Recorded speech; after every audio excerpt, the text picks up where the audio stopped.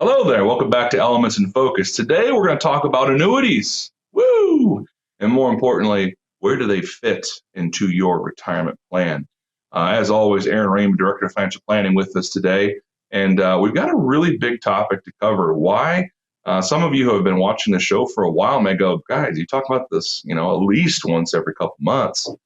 And so it keeps getting brought back up because we keep getting amazing questions from all of you. And the big one is, hey, are annuities bad? Are they evil? What do we do with them?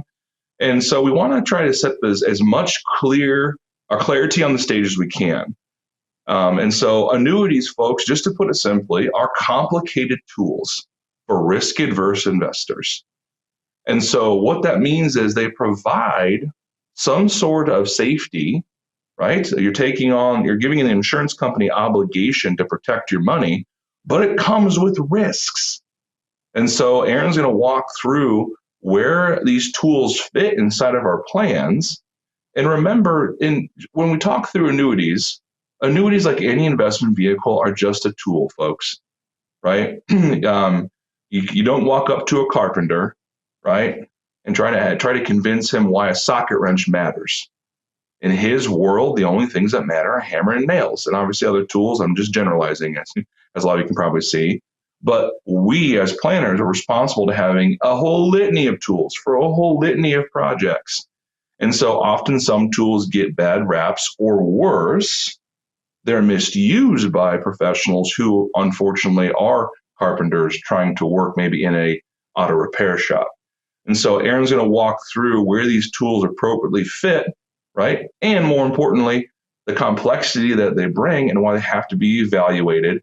And if they are right for your situation, how we implement those. So Aaron, to tee you up, my friend, annuities, where do they fit in the plan and why do they get such a bad rap? First and foremost, they get a bad rap because we say this all the time. Annuities are more sold than bought. And that's because there's people in our industry that don't have to abide by some of the licensing that you and I have, that don't look at the whole financial picture altogether. And you may walk into a bank or, an insurance company, and you have concern with market loss and you want to protect some of your assets. And so the first product that is brought up to sell usually is an annuity contract. And, they sound wonderful. We can provide guarantees inside of those contracts without the market risk. Well, in the investment world, we can't provide a guarantee. And so that's where annuities sound good. They're more sold than bought. But Grant, as you mentioned, they are complex, complicated vehicles. Now, are they bad? Absolutely not. They can actually fit into a well drawn up and well driven financial plan, but you have to make sure that what you're adding to that tool belt is actually in your best interest. And so we're not going to get into the complexity or the types of annuities. I'll just generalize. You can have a fixed annuity, you can have a variable annuity, you can have an indexed annuity. They can come with riders, they can come with long-term care benefits, they can come with guarantees. And so with all of that stuff, comes a lot of other stuff that people don't pay attention to. Annuity contracts are generally heavy laden with fees and expenses that you don't see. And so you have to pay attention to that. There's rider expenses, there's expenses for sub-accounts. And so a lot of times when we're looking and reviewing different types of annuity contracts, you can have expense ratios somewhere between 2 and 5%, and you don't even know that you're paying that. So where do they fit into a financial plan? That's a great question. Where I would fit that into a plan is if you're trying to derive a certain income source or a certain income stream. Maybe you weren't blessed enough to work for a company that had a pension plan like a lot of folks in the past do, and you're trying to create some sort of guaranteed income to help with longevity of your portfolio over time, and maybe you have a fear of running out of money. Now, looking at things holistically, you could use an annuity as a certain percentage of your overall assets to structure an income stream, an income plan. But that takes a well-rounded, good fiduciary advisor to look at your overall holistic financial plan. You have to take taxes into consideration. How is that annuity going to be taxed? Is it IRA money, non-IRA money? A lot of variables have to go into evaluating an annuity contract when you're adding it to your plan. So they do fit into financial plans. They're a good tool to have in the toolbox if you're looking for something very, very particular. Grant, as always, I'll pass it back to you. I covered a lot of stuff in a short amount of time. If you're thinking about an annuity, as Grant and I always say, your financial journey is unique to you and your spouse or you individually.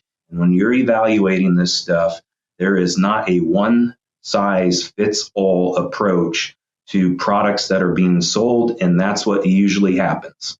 So, Grant, back to you. 100% agree. And Aaron well said, because these products get this bad rap because they're not properly evaluated, and they're really just churned by, unfortunately, very poorly trained or I would say non-fiduciary insurance licensed individuals. And folks, I'll end with a story. Okay, and I ran into this just recently. Met with a family new to us at FEG, and one of his big questions was what he should do with these annuity contracts he bought 15 years ago. Okay. And so 15 years ago, he bought these incredible contracts because he's a very conservative investor. And he purchased, Aaron talked about riders, a guaranteed minimum income benefit rider, also known as GMIB, on a payroll best policy for the intent of creating income in retirement. And so back then he wasn't thinking about taxes. Back then he didn't know what his financial situation would look like for him and his spouse. And so looking at the situation today, after analyzing their tax situation, income situation, we actually end up using that GMIB benefit. I mean, why do I tell the story? Well, because he talked to 3 other financial professionals before he got to us. And what do you think they all wanted him to do? Surrender it. Transition the annuity to another product and surrender it, Aaron. Exactly. They wanted to churn that big old contract to make them a fat commission check. And they didn't take the time to evaluate what this product was designed to do. And it was designed to do exactly what he intended it to do 15 years ago. And so, as you can probably all imagine, he's now working to be with a family of ours because we took the time to evaluate the complexity of this product.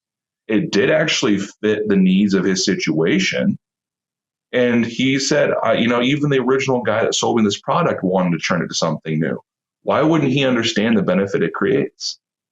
And it's because no one wants to take the time to do what's right for families most of the time. There are some really good apples out there still. Yeah. But again, Grant, one more story. Go ahead, Aaron. One more story to add is similar situation. Seth and I take care of a lady in your Indy office who is actually not an FEG family. She has all of her dollars as a single individual that is wrapped into an annuity contract that Seth and I, in our good conscious, good-hearted, knowing what's best for people, will not allow her to surrender that. She's got over $500,000 in this contract, and there's an income benefit rider that she can take that multiplies that exponentially. And yeah, as an advisor, the contract is out of its surrender, so Seth and I could roll that into an IRA, but that is not in her best interest. What irks me, though, is the salesperson keeps calling her to roll that into another contract, and it gives me goosebumps. It ticks me off so bad. Yes. She comes to see us because we give her proper advice, and you have an insurance salesperson trying to have her roll that into another contract where she is potentially losing the benefits that she started it with, and that is upsetting. And folks, just remember this. You're okay. And that's a good story, Aaron, because folks, just remember this, right? This is why annuities get bad raps. They're good tools when they're built correctly for a plan, right? Yes. But if you only have a hammer, guess what it's only going to look for? A nail. Yep.